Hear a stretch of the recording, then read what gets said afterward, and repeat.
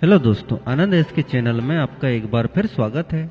और आज हम आपको बताएंगे उस स्थान के बारे में जहां गिद्धराज जटायु का जीवन समाप्त हुआ था।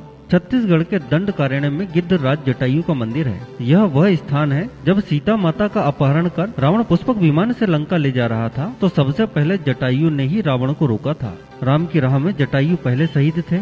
स्थानीय मान्यता के मुताबिक दंडकारण्य के आकाश में ही रावण और जटायु का युद्ध हुआ था और जटायु के कुछ अंग दंडकारण्य में आ गिरे थे। ऐसा माना जाता है कि दुनिया भर में सिर्फ यही एकमात्र जटायु का मंदिर है। इन सब चीजों के ऐतिहासिक साक्ष्य भी मिले हैं, लेकिन आस्था और भक्ति को शायद किसी साक्ष्य की जरूरत नहीं होती। दुनिया के इकलौते जटायु मंदिर को देखना काफी दिलचस्प अनुभव है। जटायु की राम से पहली मुलाकात पंचवटी अर्थात नासिक के पास हुई थी, जहां वे रहते थे, लेकिन उनकी मृत्यु दंडकारण्य में हुई थी। आइए जान लेते हैं कि गिद्धराज जटायु का जीवन कैसा था और वे कौन थे। प्रजापति कश्यप की पत्नी विनता के दो पुत्र हुए, गरुण और अरुण। अरुण जी सूर्य जी के सारथी हुए। संपाति और जटायु इन्हीं अरुण के पुत्र थे। बचपन में संपाति और जटायु ने सूर्य मंडल को स्पर्श करने के उद्देश्य से लंबी उड़ान भरी थी। सूर्य के असहाय तेज से व्याकुल होकर जटायु तो बीच से लौट आए, किंतु संपाति उड़ते ही गए।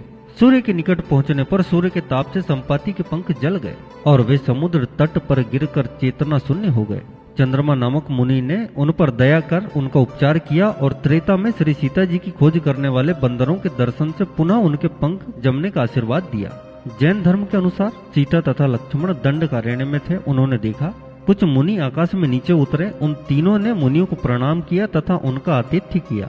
वहां पर बैठा हुआ एक गिद्ध उनके चरणोदक में गिर पड़ा। साधुओं ने बताया कि पूर्व काल में दंडक नाम का एक राजा था।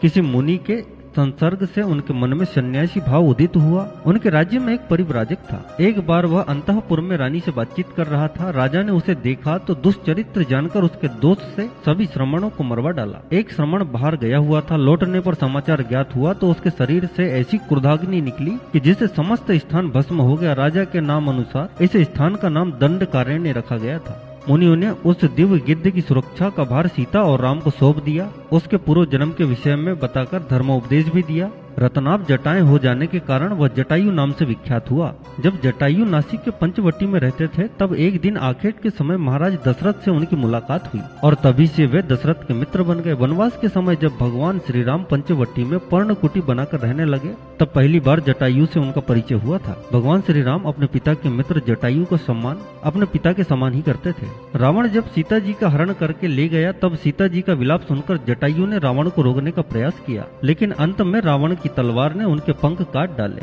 जटायु मरणासन्न होकर भूमि पर गिर पड़े और रावण सीता जी को लेकर लंका की ओर चल दिया। सीता जी की खोज करते हुए राम जब रास्ते से गुजर रहे थे तो उन्हें घायल अवस्था में जटायु मिले। जटायु मरणासन्न थे। जटायु ने श्री रामचंद्र जी को पूरी कहानी सुनाई और यह भी बताया कि रावण किस दिशा में गया है। जटायु के मरने के बाद राम ने उनका वहीं अंतिम संस्कार कर दिया और पिंडदान किया। दोस्तों, हमारी यह जानकारी आपको कैसी लगी? अगर अच्छी लगी हो तो हमारे चैनल को जरूर सब्सक्राइब करें, साथ ही अपने कमेंट भी दीजिए।